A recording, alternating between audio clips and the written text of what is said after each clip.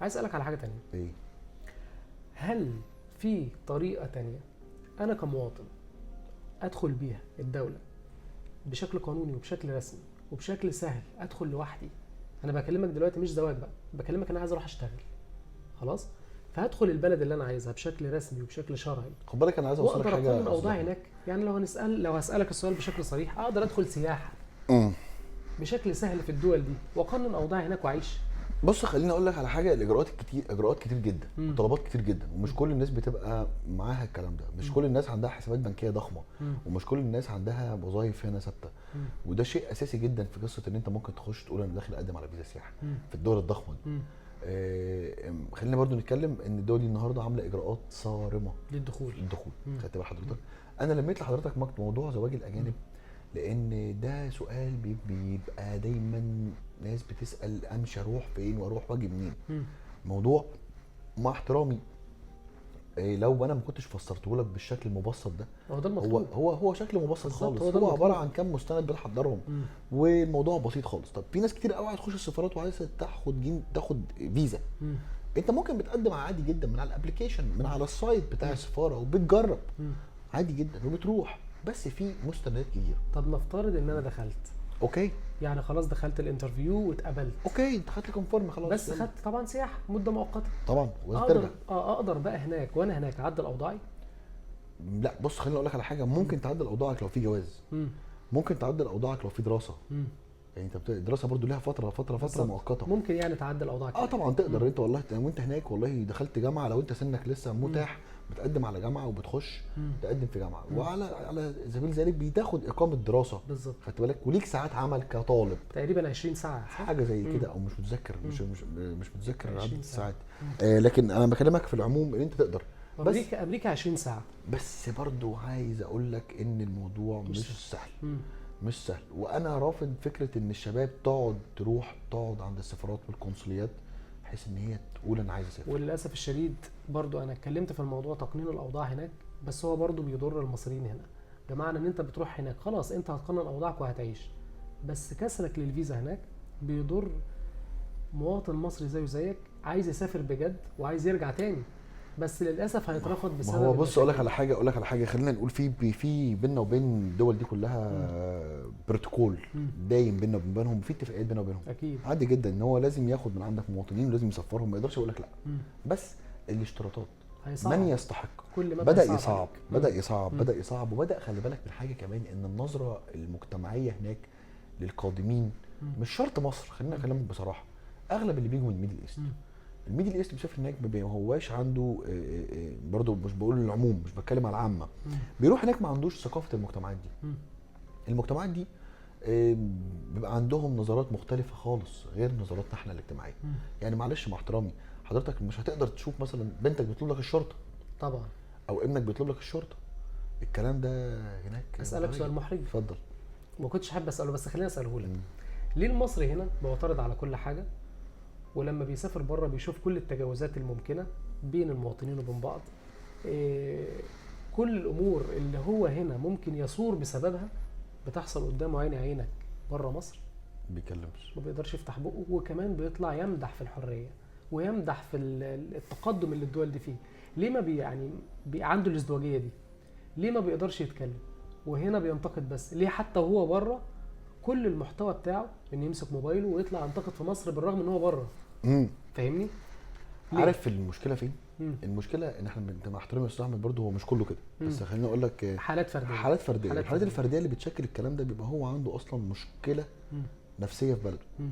يعني هو في بلده ما كانش مضطهد، بس هو اي شيء بالنسبه له ايه يا عم الشارع ده، القرف ده، ايه يا عم مش عارف في ايه القرف ده، ايه المصلحه الحكوميه دي. على خلاف خلي بالك من حاجه، هناك برضو الامور مش اسهل ما يكون بالظبط خالص. هناك في حاجات كتير جدا صعبه، حتى في اجراءاتهم في حاجات كتير صعبه فعلا. حتى انت بص سيادتك معلش، انت لو ركنت غلط تيكت بالفلوس طبعا بتاخد غرامات ماليه. طب انت ليه مش معترض؟ طب انت تعرف اقول لك على حاجه كنت كتبت بوست عليها اول ما رجعت من امريكا، والله اقسم لك بالله البوست ده ما كان ليه علاقه لا بمدح في الشرطه هنا ولا بتطبيل لحد ولا يفرق معايا اصلا. بس انا كتبت في البوست ان انا شايف وانا في امريكا ان في مناطق كتير جدا يعتبر ما فيش فيها تواجد شرطي، تعتبر عصابات. محكومه بالعصابات. طبعا. قلت ان فعلا اوقات كتيره بحس ان تواجد الشرطه في مصر برغم ان في مشاكل، بس متواجدين في كل مكان، متواجدين، سهل ان انت تقدر تجيبهم. الناس استغربت، قالت لك لا يا راجل انت بتقول ايه، معقوله الكلام ده، انت بتقارن ايه بيا؟ يا جماعه انا ما بقارنش، انا بقول موقف انا عشته، حاجات شفتها بعناية، مش في كل الاماكن. يعني مش اول ما تنزل اي دوله تانية تقعد توهم الناس كلها ان دي احسن حاجه في الدنيا. امريكا جميله، انا حلو. اكلمك على دوله رحتها، امريكا جميله، فيها حريات وفيها تحفه وفيها. تحفه ما شاء الله، دوله جميله وربنا يبارك للي عايشين فيها. بس دايما بحس ان اللي بينجح فيها اللي بيروح بجد عايز يعيش ويستقر، مش هيشغل باله بمصر، ملوش دعوه. مش هيشغل باله بانتقاده لعمله مصر وحكومه مصر وسياسه مصر. خلاص فعلا. انا رحت وعشت وتعايشت وبقيت مهاجر، ودي حياتي هناك.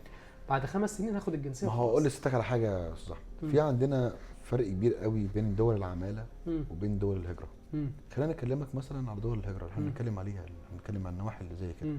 اتحاد اوروبا، بنتكلم في اوروبا عامه دول كتير، وبنتكلم كندا. في كندا وفي مم. امريكا وفي استراليا مم. دي اسمها دول هجره. مم. يعني حضرتك النهارده بالبلدي بتطلع من جلدك، بالظبط، رايح احصل على باسبور او جنسيه اخرى انت 5 سنين وبستقر وخلاص، خلاص. خلاص تاخد الباسبور. على خلاف دول العماله اللي بنتكلم عليها دول الخليج. مم. طب خليني اقول لك على حاجه تانية، انت النهارده رايح هناك هنا تعمل فلوس ورايح هنا تعمل فلوس. مم. طب انت اللي رحت الدول تعمل فلوس وعشت هناك، ليه بتقعد دايما تهاجم بلدك الاصل؟ مم. ده وانا في مصر كان في كذا، ده وانا في مصر كان في كذا. والله انا شايف بلدنا كل مدى الدنيا بتتحسن، مم. والدنيا ما هياش وحشه. ناس بتقعد تتكلم على الغلا، فكره الغلا موجوده في كل حته في العالم. مم. الموضوع مش سهل. الناس بتتكلم على الكورونا موجوده. الدوائر الشرطيه عندك في مصر النهارده بقت منظومه من اعلى المستوى. فعلا. معلش لو رجعت كده بالعمر 10 15 سنه، انت كنت بتعمل محضر الشرطه بالورقه والقلم. مم. النهارده قاعد بتعمله بنظام ميكنه، مم. ورابط مع وزاره العدل ورابط مع النيابه ثواني. العامه في ثواني. مم. الموضوع بدا يختلف، حتى منظومه النجده مم. اختلفت. مم. خليني اقول لك على امر بسيط جدا. انا امبارح والله كنت لسه امبارح في بلاغ نجده، انا طالب البلاغ ما كملش معايا 5 دقائق، مم. كانت قدامي سياره النجده بالظابط وكل حاجه، واخد البلاغ متلقي البلاغ مني على الهاتف بيتابع معايا. مم. ايه يا فندم العربيه وصلتك ما وصلتكش بتاع. هنقول ان في مساوئ فرديه، مم. بس مش معنى كده بتسيء لمؤسسه، طبعا. مش معنى كده تسيء لدوله. طبعا. خلينا اكلمك بصراحه، اي شاب بيفكر يسافر لازم لو هو بيفكر يسافر عن مم. اقتناع وحب للزوجه. مم. ولو بتفكر تعمل بيزنس اوعى تاخد زوجتك محطه. مم. ولو بتفكر تدرس يبقى انت رايح تدرس، ما تاخدش حتى الدراسه محطه. للهدف، يعني انت قصدك روح على الهدف الحقيقي اللي انت رايح الحقيقي، عليه. ما خليك تعيش صادق مع الحياه، نفسك، ما تعيش الحياه فيك، خليك صادق مع ما نفسك. تعيش الحياه فيك. ما تقدرش تعيش مع واحده في بيت واحد وانت اخدها سلمه. مم. ازاي يا عم؟ ازاي بتفكر كده؟ في شباب كتير جدا. مم. يعني عايز اقول لك على حاجه بمناسبه الحديث، ان انت ما تاخدش زوجه كبيره، مم. خد زوجه طبيعيه ونورمالي وتحبها وتحبك. مم. هو السن المتاح اصلا للزواج ما تكونش متجاوز 25 سنه. 25 سنه الفرق بينك وبينها. ما اقتنعش، ما بتهيألي ما فيش شاب هيروح ياخد واحده اكبر منه ب 25 سنه. مم. فده شيء جوهري.